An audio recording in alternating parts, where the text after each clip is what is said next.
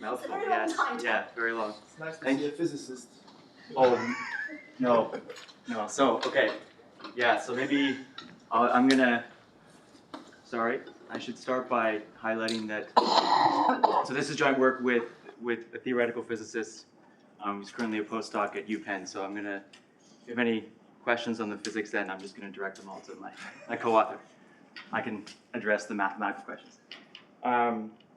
Right, so actually before I get started, I'd like to thank the organizers for putting together this great meeting in this great place. And I'd like to take the opportunity to advertise something that I'm involved with a group of people, and that is a new annual international conference series on operator algebras and quantum information. So this, as we all know, right, the interactions between these areas, between these two areas, has been growing, and the sort of this combined area as a whole has been steadily growing recently, and so we figured that it's time. And so the inaugural meeting will take place next summer in Waterloo, and it will also be in honor of Vern Paulson for his very many influential contributions to these areas. And the second one will take place as part of the thematic program of the same name, which is happening at the Meetag-Leffler Institute, 2026. And then stay tuned for further details. Right, okay, so yeah, so as I mentioned, this is joint work with Monica Kang. For me, I mean, it's not really possible to properly describe the motivations and the preliminaries and the results and examples in 50 minutes. So I'm inevitably going to have to sweep some details and definitions even under the rug. So if you're interested, I invite you to have a look at our preprint, which was hot off the press as of this morning, actually. So. Right, so I'm going to begin with talking about some aspects of quantum error correction and how that has sort of played a role in this recent theory of anti-de Sitter space conformal field theory correspondence. And then further explain our motivation and main results, and then hopefully get to our main example.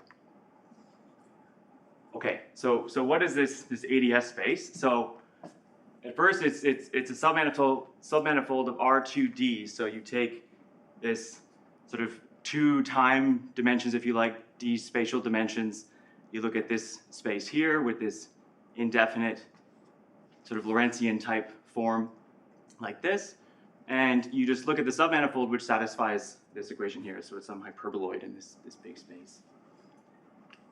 Okay, and I mean, you can parameterize this in a variety of ways, and one global coordinate system is as follows. So the time coordinate is actually sort of periodic.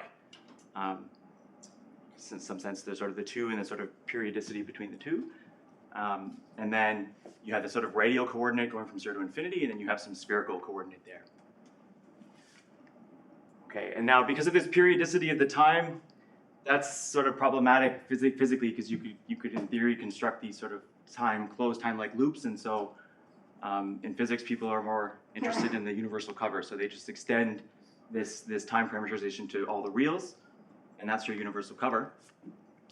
And one also compactifies the spatial direction by adding sort of an infinite radius, or we'll use z as the inverse radius and add z equals 0, and then you get this manifold here. Okay, so topologically it looks like a cylinder. Okay, there's some metric, which on this portion looks like that. If you sort of restrict these coordinates, this is what the metric looks like. Not so important. But just observe that if you sort of rescale the metric by z squared, that removes this factor down here. You get something like this, which if you let z go to 0, you recover sort of the standard Lorentzian metric on the boundary cylinder. Okay, so this universal cover of ADS, which we'll just call ADS, is conformal to a manifold which has a boundary that looks like the cylinder. Okay, so it looks like this. So topologically, you have this cylinder, but then if you take equal time slices, you actually get a copy of sort of the hyperbolic space inside. Okay. And so this has, due to this paper of Mal de Sena, in which he conjectures this correspondence between sort of quantum fields in anti-de Sitter space and conformal field theory on the boundary. There's some other gravitational aspects that I don't understand. I don't claim to understand any of the physics. But sort of in a very simple quantum field theoretic formulation, this sort of ADS-CFT conjecture posits some kind of connection between field theories in the bulk and field theories on the boundary. And this has really spurred on a lot of activity over the past 25 years. I think it's perhaps the or one of the most cited papers in high energy physics. But what it says at a very high level is there ought to be some kind of holographic correspondence between the bulk and boundary, meaning that somehow the bulk is sort of encoded in some sense in some space of one dimension less. So it's sort of holographic in that sense. And so that has led to questions of this type. So say if you have some conformal field theory on the boundary, whatever that is, well, you have some Hilbert space, and you typically have some algebras, some von Neumann algebras around, and you can ask, okay, you can think about various types of quantum information theoretic properties on the boundary, and if there is some correspondence, then maybe these properties are related to the bulk geometry inside.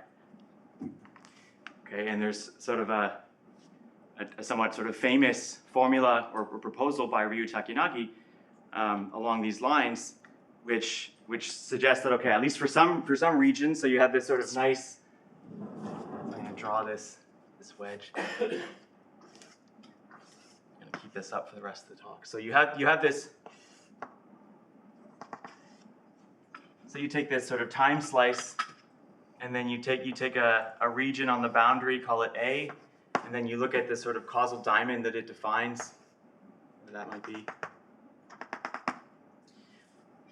Okay, and then let's say you're in a situation where you can actually ascribe some algebra to this, and you have some state which has some other properties, and you can define the entanglement entropy of this. Let's say you can do this. Oh yeah, sorry. Then they have a work which sort of really suggests that this entanglement entropy is related to a geometric property of the bulk, namely this area, or in this case length, of this geodesic, which is connecting the sort of edges of this time slice kind of thing. So this is this count. Okay. And now, I mean, to really make proper sense of this, I mean, you need some kind of regularization on both sides, because it really, I mean, because both sides are infinite, right? So the equation is true, but if you actually sort of regularize this and you sort of think about how these quantities actually behave via some cutoff, and you actually see that there is some connection here. Okay, so you often see this kind of formula presented, this RT formula. Okay, but that's one instance where at least there are some instances, and you can also make this precise in certain tensor network models, that there might be this connection between some boundary entanglement and bulk geometry. Okay. So now, another type of question people have asked is, let's say you have this kind of region, this sort of CFT region, you have a state on it, then, and thinking about sort of quantum information, what are the things that you can predict or say about your sort of bulk field theory? And this sort of question falls into this general sort of subregion duality. And it was argued by many, and in particular by Witten and by this HKLL, that you should be able to recover bulk fields in this sort of so-called causal wedge. So this would be the points which sort of lie in the future and the past of A. So you just sort of fill in this region like so. Okay, and you see these kinds of formula appearing in the physics literature a lot. They often call this HKLL prescription. And the point that they're trying to say is, okay, we can sort of control the support here on which we're sort of smearing these boundary fields, so that so you can sort of recover the bulk fields that are within the wedge just by sort of smearing over this boundary region. So that's sort of one connection between this bulk and boundary theory. Okay, now, so mathematically, of course, you look at this and then one is skeptical, and for good reasons, right? Because even for kind of simple regions A here and these corresponding boundary diamonds, this smearing function is actually not a function, it's a distribution. And then, okay, this boundary, this BD, this phi, this is some operator value distribution, and now you're multiplying distributions, which is tricky business, right? So, okay. But it was then suggested a little bit later by Almeri, Dong, and Harlow that, okay, maybe that these types of equations can be valid maybe on just a subspace of this CFD Hilbert space. And that's sensible, you know, mathematically, if you think about, let's say you have some subspace,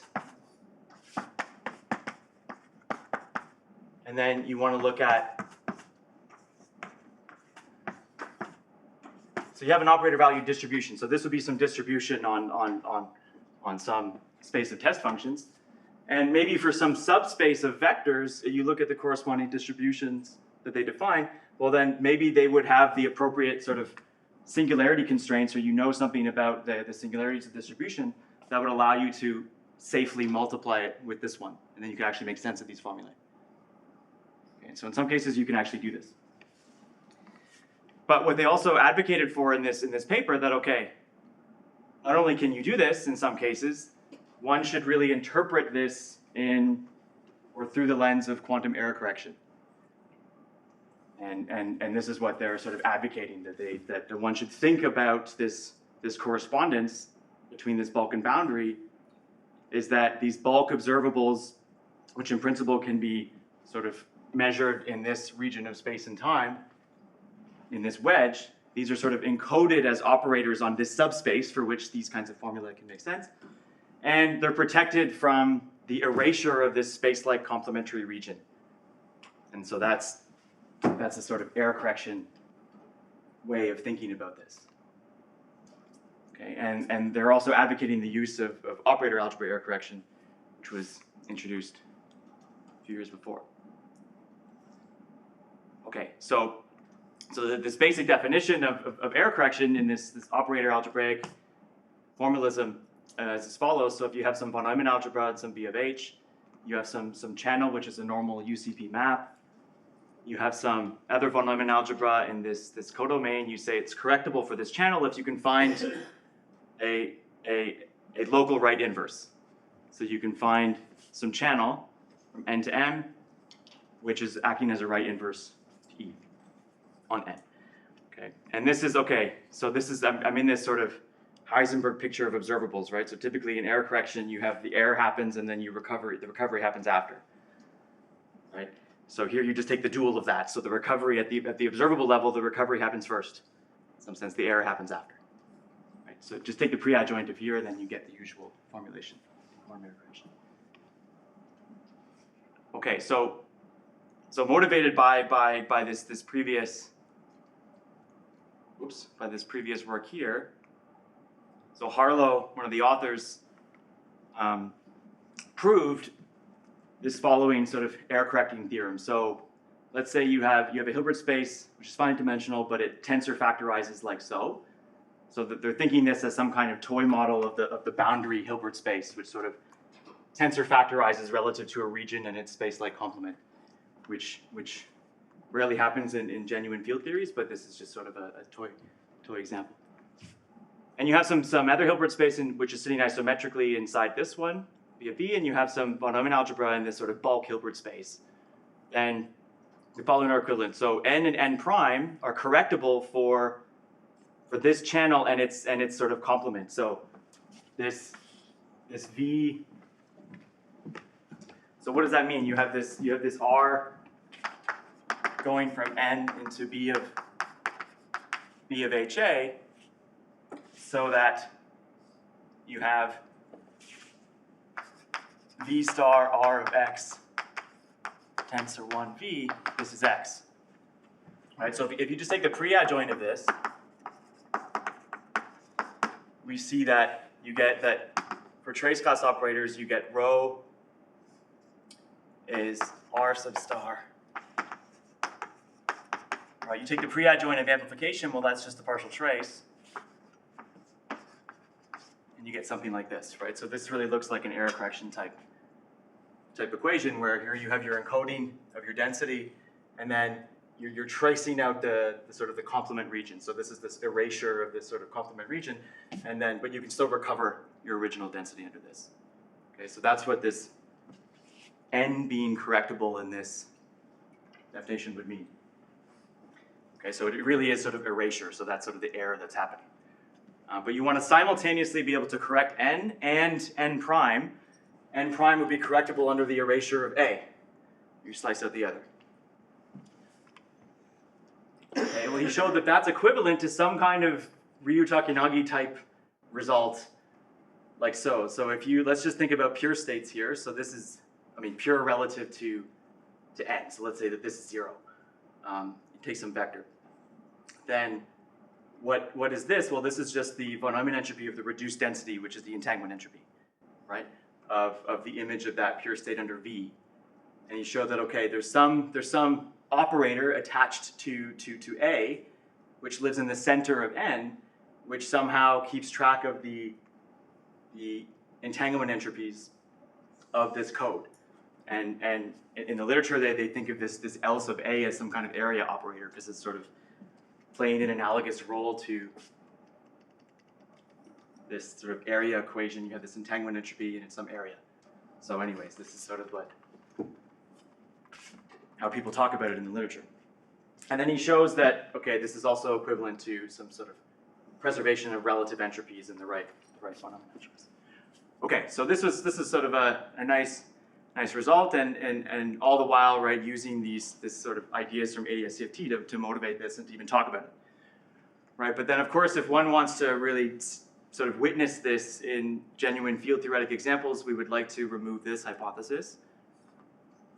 And so, sort of partial progress was made in that direction by my co-author and one of her colleagues, and they showed that conditions 1 and 3 of the previous result hold true for von Neumann algebras. So if you take M and N or just von Neumann algebras, you have this sort of simultaneous correctability of N and N prime, also called this sort of complementary recovery.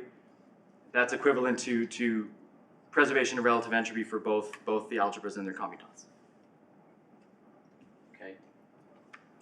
Now for arbitrary von Neumann algebras, I mean, this von Neumann entropy, right, is ill-defined, and so they didn't attempt to do this.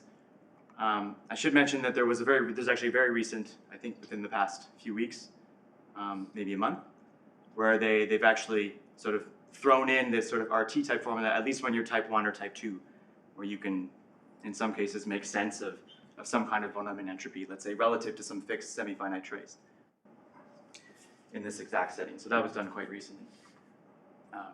And then, but before this, sort of approximate versions of this result were shown when this sort of bulk algebra N is this direct sum of type 1 factors, or if N is hyperfinite. And I'll say more about that in a second.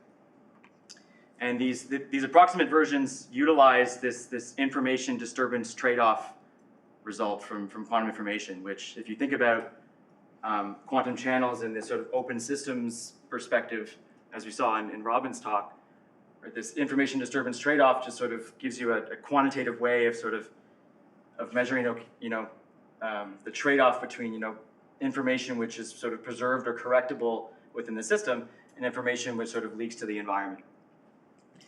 And a while back, myself, together with Rupert, who's here, and David Cribbs and Ivan Todorov, we generalized this to von Neumann algebras. And some of these people in high energy physics started using this result. So that's how I got into this business. I wanted to understand what they were up to some degree. Okay, so given that, we would still like to, so one of our motivations was, okay, they've pushed these sort of complementary recovery theorems to the setting of von Neumann algebras, that's great. And then they always talk about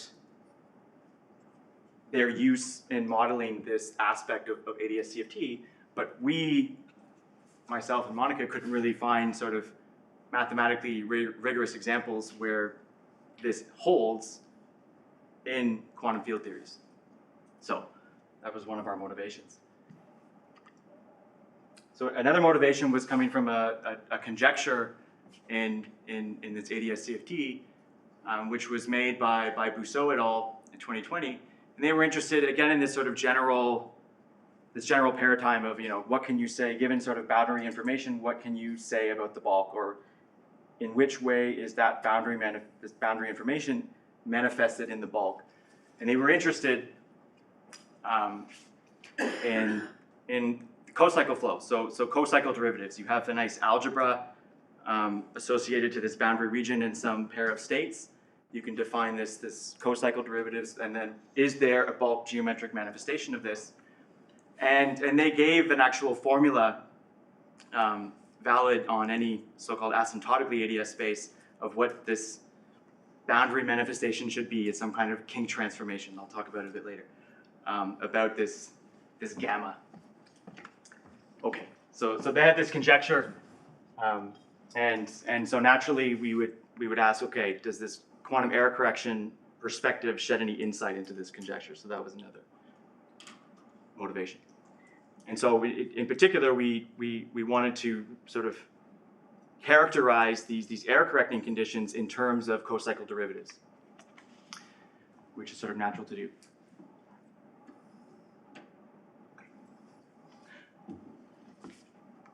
All right, so okay, this is too technical, so let's not worry about this. So I just want to define this notation. So throughout, this is going to denote this sort of spatial derivative, which is some kind of Radon-Nikodym derivative. So you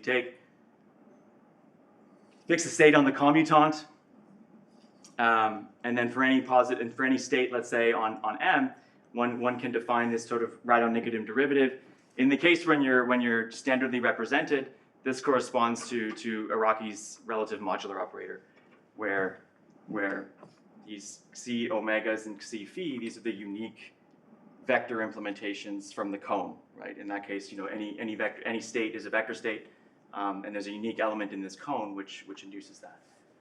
Okay, so anyways, here's the general definition, but just think about it in terms of a relative modular operator. Okay, and that is used to define relative entropy in this von Neumann algebraic setting. So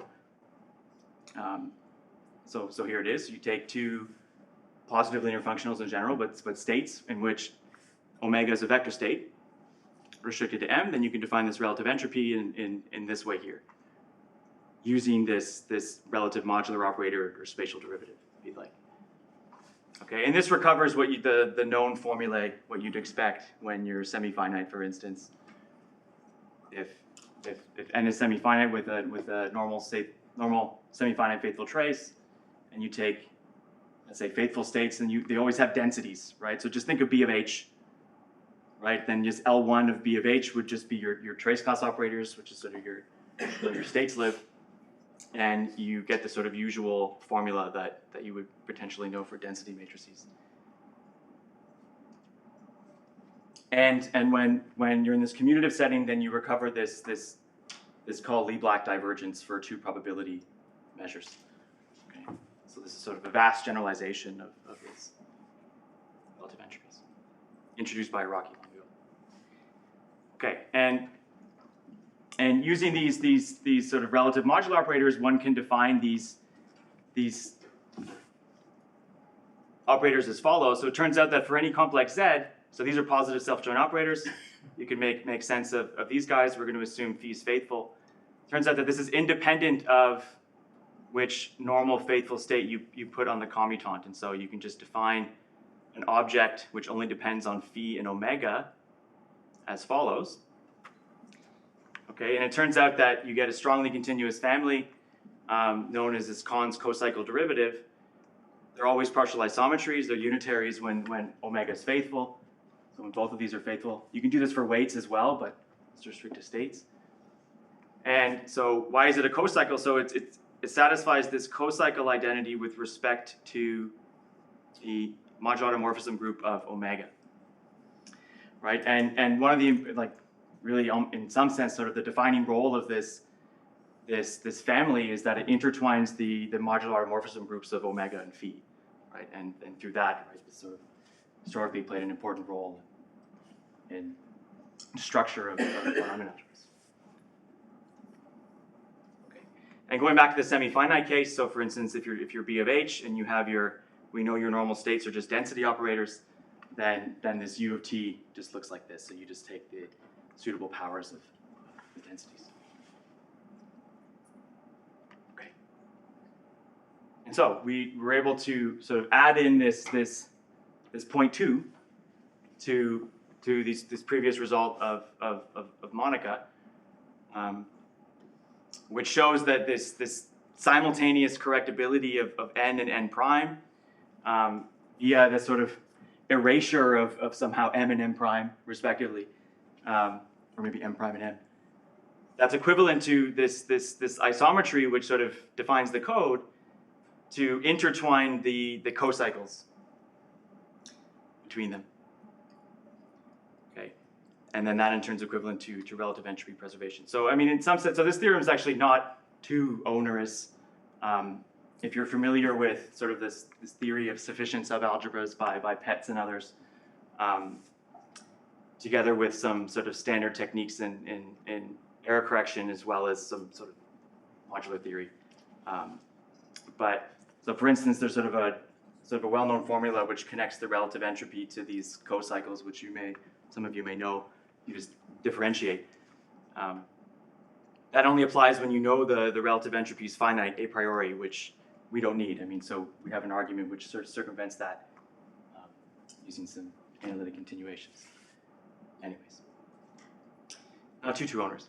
But we're also interested in an approximate version of this. So it's thought actually in the physics literature, it's often argued that this error correction way of thinking about this aspect of ADS-CFT, it shouldn't be exact, it should be approximate. And so the sort of motivation to consider approximate versions of these.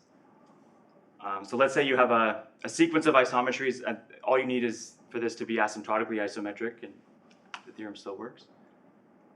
You have a sequence of von Neumann algebras, so these would be your sort of approximate boundary algebras in this way of thinking. And you have some fixed bulk algebra n. And okay, we need some cyclic and separating vector whose images remain cyclic and separating for all the algebras. Okay, so that's an assumption.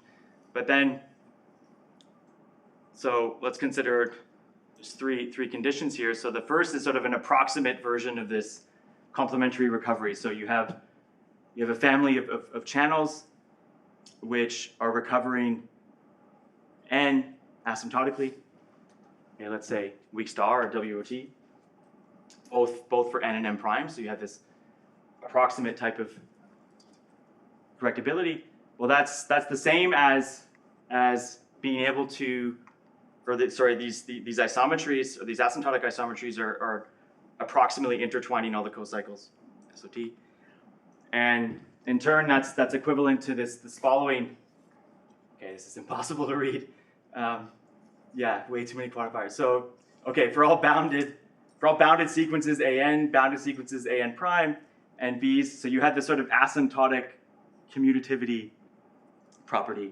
So if you're familiar with this kind of complementarity of correctable and private subspaces, privacy in this operator algebraic language is defined as sort of mapping into the commutant in some sense. And so here you're sort of approximately there. That's what this is saying. Okay, so we're able to show 1 implies 2 implies 3, and if you're hyperfinite, then they're all equivalent. So I should mention that for hyperfinite n, Faulkner and Lee actually prove that 1 and 3 are equivalent. And we rely on their result for this return implication. 3 implies 1. But we're able to get down 1 to 2 to 3 without the assumption of hyperfiniteness using different techniques. And we're really sort of highlighting this sort of role of these cocycle derivatives along the way.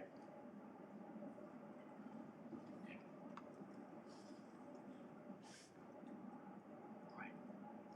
And so if we sort of take a step back, so we were motivated by this kind of kink transform conjecture. So how can we think about that? So let's say we're in this kind of exact form, this exact instance of this error correction.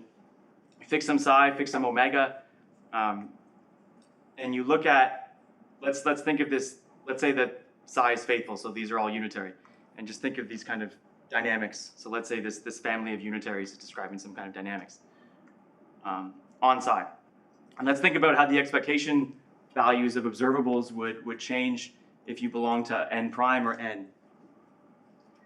So these co-cycle derivatives, they always belong to the von Neumann algebra that you started with, right? So they're in n, and so if you conjugate any observable in n prime, that's going to remain fixed, of course. So in this picture, this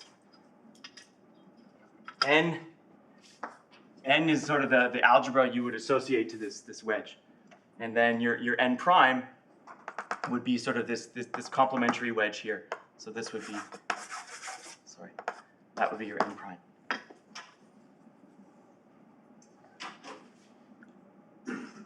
Okay, and then so on n prime it fixes the expectation values, not surprising. But then on n, so by properties of the cocycle, we see that how these expectation values change is that they actually are just evolving under the modular morphism group of omega. Okay, so that's actually not, it just follows from the definition in a straightforward fashion. But this observation really sort of, and it really was one of the motivations that they considered this King transform in the first place. So it's known that at least for some regions, if this omega is this vacuum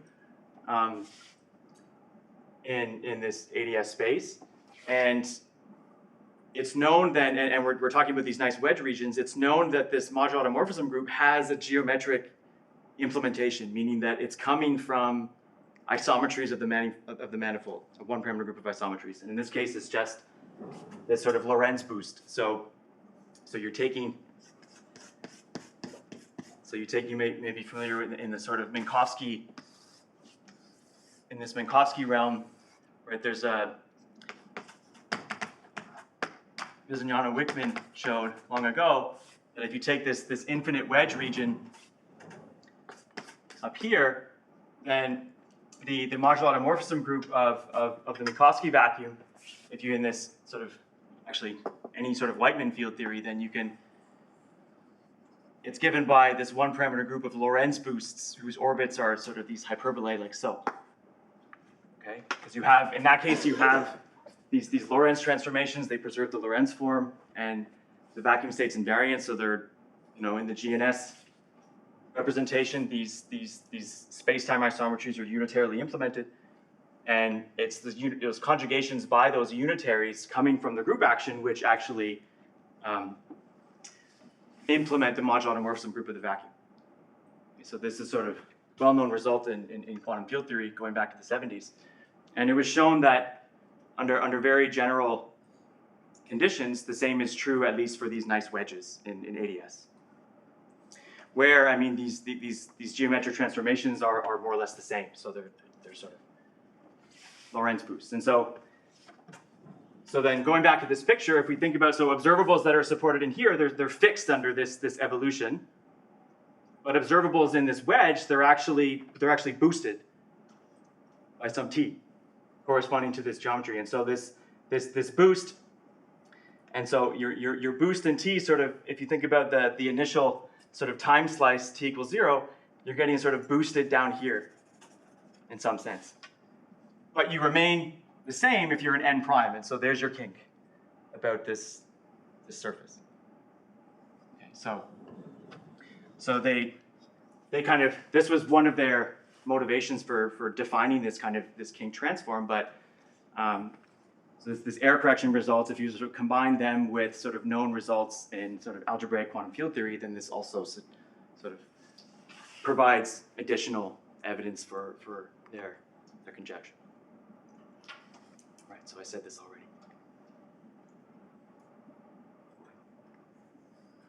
All right, so let's go on to sort of the next motivation, and that is, let's actually show that some of these error correcting conditions are true in at least fields, Klein-Gordon fields for ADS. So for that, we use this framework of CCR algebras. If you're familiar with this sort of second quantization procedure, then maybe this will be familiar to you. But if not, I sort of decided to include some preliminaries.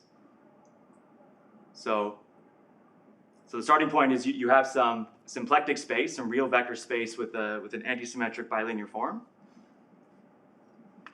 And yeah, so pre-symplectic if you had this structure, it's symplectic if this is non-degenerate. So this sort of terminology is really coming from like classical mechanics and this sort of mixed dot product, right? If you have pairs, x and y are both in Rn, then you just take this dot product of y with x prime, subtract x with y prime. This is nice and antisymmetric, it's not degenerate.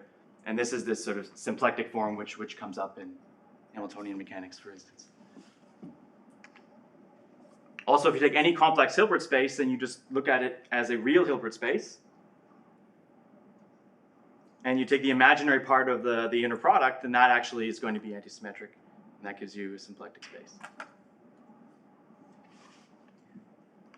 Okay, so over any pre-symplectic space, you can define this Weyl C-star algebra of canonical commutation relations. So this is a universal C-star algebra generated by a family Wx, little x from this space, this pre-symplectic space. You want this to be involutive in this sense. And the commutation relations are governed by the symplectic form you started with. Okay, I might be getting this history wrong, but this is correct. Slani showed that this exists and is unique up isomorphism. There could have been others who did this before. This might not be entirely accurate, but that's true. So it always exists. And it's easy to show that by this condition too, that W of 0 is the identity. It's always a unital C-star algebra, and each W of x is unitary. So that's nice. You get that for free. And of course, they satisfy this condition here, and one really thinks about this as some exponentiated version of the canonical commutation relations of position and momentum. And that really comes from this example here. So in sort of the continuous variable quantum systems, this phase space this symplectic space that appeared on the previous slide, it plays an important role. It's somehow always in the background. You can define these Weyl operators, which are just sort of suitably normalized products of translations and multiplications by characters. So T of x is just a translation by x. M sub y is just multiplication by the character associated to y. Okay, and these guys satisfy the relation up here with sigma, the one that we saw on the previous slide. And really, this instance here, this literally is the exponentiated version of the canonical commutation relations between position and momentum, right? Because, I mean, what is this guy? Okay, for each n, right? So if you fix a coordinate, and let's say you look at t at xi, so you have a bunch of zeros and you have your xi. And then now this is going to be a one parameter group, so maybe I'll just say this like this, and maybe, yeah. If you take your vectors like this, and you vary x in the reals, well, this is a strongly continuous one parameter group, right? And so we know it has a self-adjoint generator, right? And what's the generator of translations? Well, that's momentum, right? So the generator is P. And then similarly, you do the same thing with, you fix a coordinate. Well, okay, P, this is P what? So P, yeah, I should have kept the I, right? So if you take I is fixed, I would be sort of proportional to partial differentiation in the x coordinate, ith coordinate. Right? And similarly, you could do the same thing with here. You get a strongly continuous one parameter group. You get a generator. That self-adjoint generator is going to be this position operator where it just so Qi would just sift out the ith coordinate. Right? And then we have the usual commutation relations between P and Q, and so if you just sort of exponentiate those, this is exactly what you get. Right? So that's where the terminology comes from. Okay, so this is for quantum systems of finitely many degrees of freedom, but then one would want to sort of push this in the quantum field theoretic context to those with infinite degrees of freedom, and one system, sort of a base system that is often the first that one studies, is coming from the Klein-Gordon equation. So this is a PDE in Lorentz, or in the usual Minkowski space. So now we're doing 1 time d spatial dimensions, and this equation describes scalar bosonic fields with mass m. So okay, we're only gonna think about real solutions in positive mass. And okay, by general theory, so there exist these so-called green functions which are acting as right inverses to this differential operator on a suitable function space. Okay, so here you have smooth functions of compact support. Here, okay, you have these space compact solutions with sort of positive or negative constraints on their time, their support in the time direction. I'm not going to define these, but anyways, by sort of general theory, this is the unique solution to this equation. Okay, and so you start with your Klein-Gordon equation. You find these green functions from which you can define this sort of propagator just by taking their difference. This operator happens to satisfy this nice anti-symmetry relation with respect to the L2 pairing on this space here. Okay, and it turns out the range, well, just by properties of these maps, the range of this G happens to be all homogeneous solutions to this equation here. And its kernel is precisely the image of these test functions under this differential operator. And so by the anti-symmetric property of this G, one can define a anti-symmetric form, and it actually induces a symplectic form on this space of test functions quotiented out by the kernel, because you want something non-degenerate. Sure. Okay, so there you go. So there's a symplectic space. You can build your Weil CCR algebra out of it, right? And how one would sort of get to fields from there?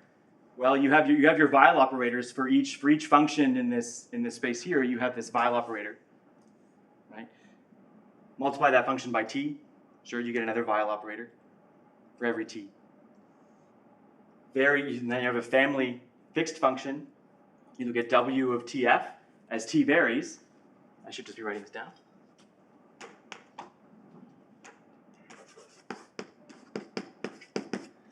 And you look at that as you vary t and r, and this is going to be a strongly continuous parameter group. You have a self-adjoint generator.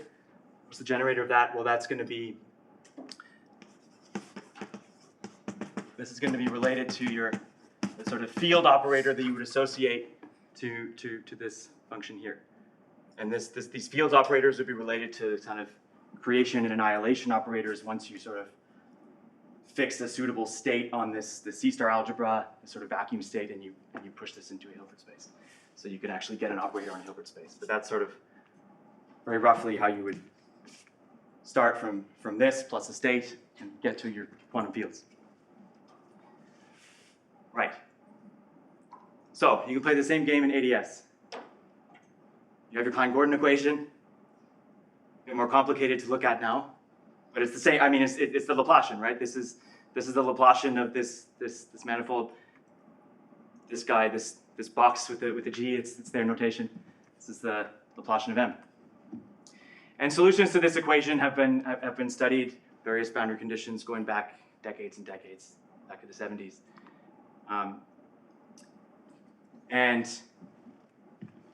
But from our perspective, what was nice and highly relevant is this relatively recent framework by Zabalski-Vrochna, who introduced the symplectic framework to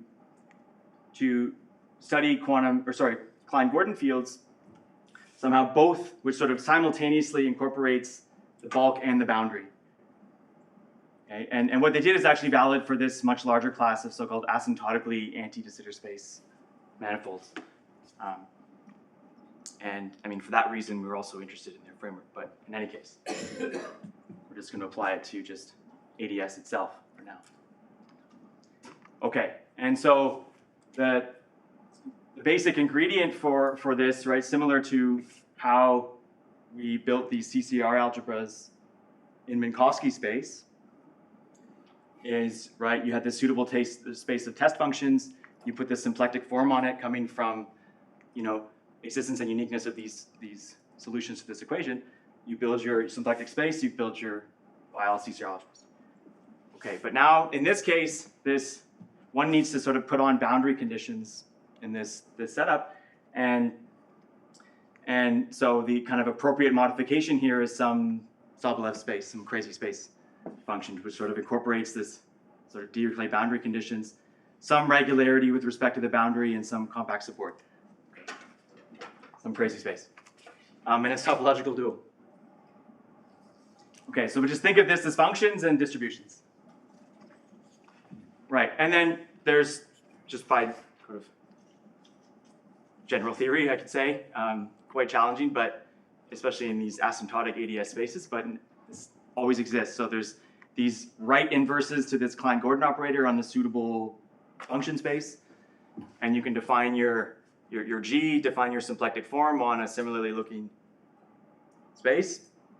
That's a symplectic space. You can build your CCR algebras, but in this case, you want to sort of keep track of the bulk and the boundary. And so it turns out, okay, so if you take a distributional solution to this equation, near the boundary, they're actually smooth. They're smooth in this Z, this sort of radial coordinate, and they always admit a representation of this form here. And what that allows you to do is you can build this so-called bulk to boundary map, which takes a distributional solution and just restricts it to the boundary to get a distribution there. Okay, you can do that. Good. And now, what role? I mean, so this is actually what we want to do is we want to actually eventually sort of start here and go back into the bulk so that we can sort of study this entire all of this information into sort of one big space in some sense. And one way to do that is, okay, you fix some vacuum state on X, some vacuum state. There is a vacuum state for this Klein-Gordon dynamics. Okay, one can sort of write all this data down, and so this state exists. Let's take it. It's determined by this covariance matrix, right? Just as sort of a Gaussian distribution is determined by its covariance, the same thing happens here. So this state, this vacuum state, how it acts on these Weyl operators is determined by this sort of bilinear form, which you can think about as a map between X and X prime. Okay, so it has this sort of Gaussian type character to it. Okay, and it's sort of determined uniquely by it. And it turns out that this symplectic form extends, so now via this eta, you can induce a sort of Hilbertian type topology on X, and this sigma is going to extend to that completion. Okay, and they show that if you take the adjoint of this boundary map, a priori you get a map between the dual of distributions into the second dual of X. But if you restrict that map to this sort of test function space on the boundary, you actually map into the completion, this eta completion. That's nice. Okay, and then through that, they define these sort of nets of C-star algebras as follows. So for open regions in the boundary and in the bulk, first define this X to be the just usual test function space over this region, and then the bulk is going to be this, right? Okay, this typo here. Remember that? And then, so once we take this delta prime, right? This maps this into the eta completion of this symplectic space, and on the eta, this symplectic form extends to the completion. So we're in a symplectic space. So we can build this Weyl algebra. Good. And you can do so with the bulk.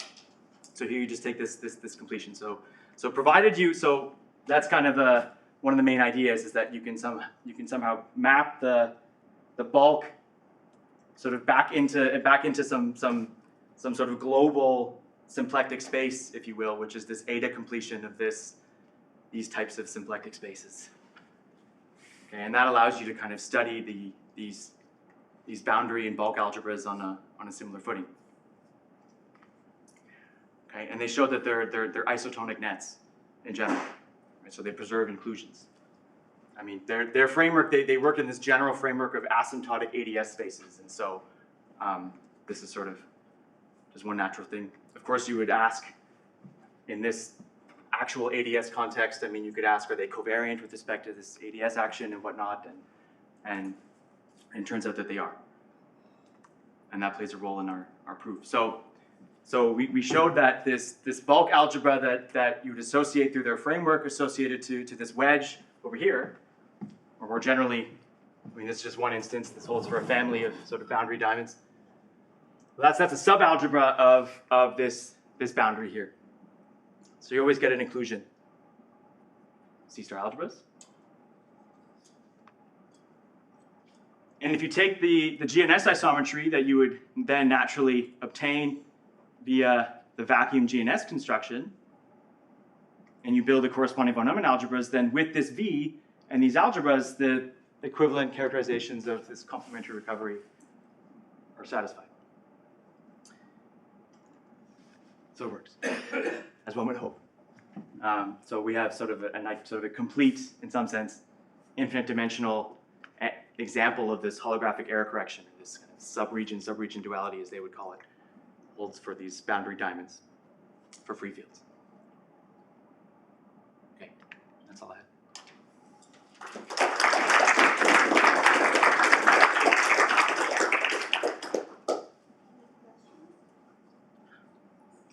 we go back to your previous slide? So what are N here?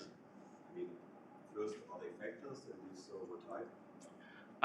Yeah, so they would be in this case, this extended symplectic form that you extend to the completion remains non-degenerate, and then in that case, these C-star algebras are simple, and so in this case they are factors, and yes, and you can show they are, in this instance they are type 3-1, as you would expect.